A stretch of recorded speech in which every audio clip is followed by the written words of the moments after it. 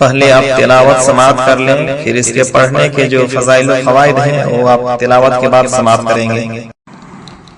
सूरतुल मुम्तहिना मक्किय्यतुन, पारा 28, रुकू 7। अऊज़ु बिल्लाहि मिनश शैतानिर रजीम,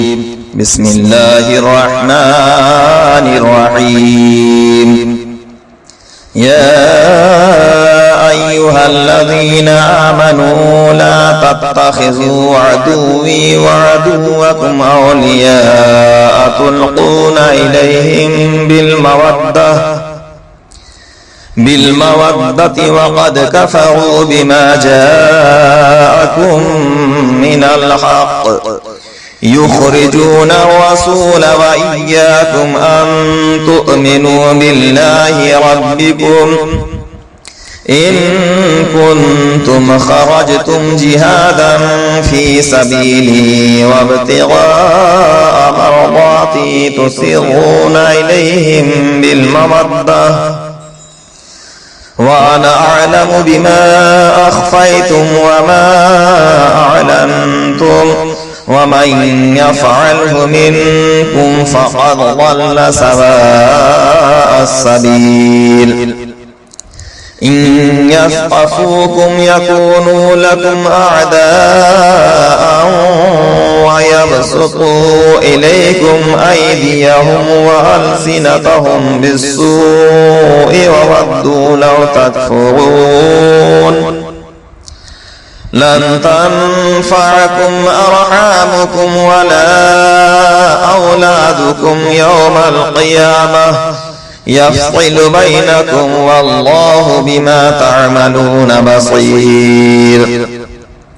قد كانت لكم أسوة حسنة في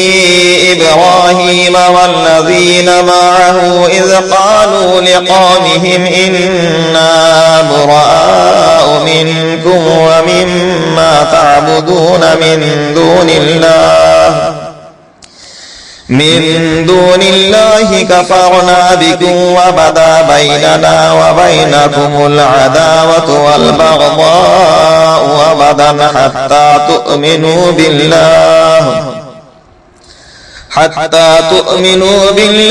وحده إلا قول إبراهيم لأبيه لأستغفرن لك وما أملك لك من الله من شيء ربنا عليك توكلنا وإليك أنبنا وإليك المصير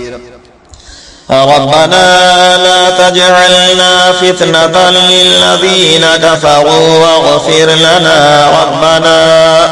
إنك أنت العزيز الحكيم لقد كان لكم فيهم أسوة حسنة لمن كان يرجو الله واليوم الآخر ومن يتول فإن الله هو الغني الحميد عسى الله أن يجعل بينكم وبين الذين عاديتم منهم مودة والله قدير والله غفور رحيم لا ينهاكم الله عن الذين لم يقاتلوكم في الدين ولم يخرجوكم من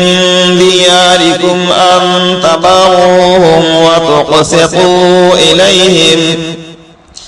إن الله يحب المقسطين إنما ينهاكم الله عن الذين قاتلوكم في الدين وأخرجوكم من دياركم وظاهروا على إخراجكم أن تولوهم ومن يتولهم فأولئك هم الظالمون يا أيها الذين آمنوا إذا جاءكم المؤمنات مهاجرات فامتحنوهن الله أعلم بإيمانهن فإن علمتموهن مؤمنات فلا ترجعوهن إلى الكفار لا هن حل لهم ولا هم يحلون لهن وآتوهم ما أنفقوا ولا جناح عليكم أن تنكحوهن إذا آتيتموهن أجورهن ولا تمسكوا بعصم الكوافر واسألوا ما أنفقتم وليسألوا ما أنفقوا ذلكم حكم الله يحكم بينكم والله عليم حكيم وإن فاتكم شيء من أزواجكم إلى الكفار فعاقبتم فآتوا الذين ذهبت أزواجهم مثل ما أنفقوا واتقوا الله الذي أنتم به مؤمنون يا أيها النبي إذا جاءك المؤمنات يبايعنك على أن لا يشركن بالله شيئا ولا يسرقن ولا يزنين ولا يقتلن أولادهن ولا يأتين ببهتان يفترينه بين أيديهن وأرجلهن ولا يعصينك في معروف فبايعهن واستغفر لهن الله إن الله غفور رحيم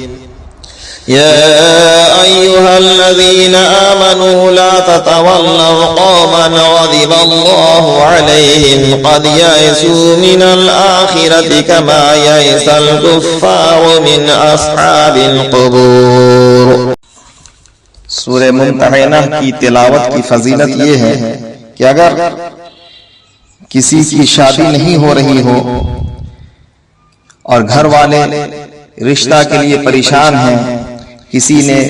اس پہ جادو کر دیا ہے یا کچھ بندش کر دیا ہے، تو روزانہ بعد نماز فجر سورہ ممتحنہ کی تلاوت کی عادت ڈال لیں. اس سورہ کی برکت سے اللہ تبارک و تعالی نیک رشتے کا انتظام فرمائے گا.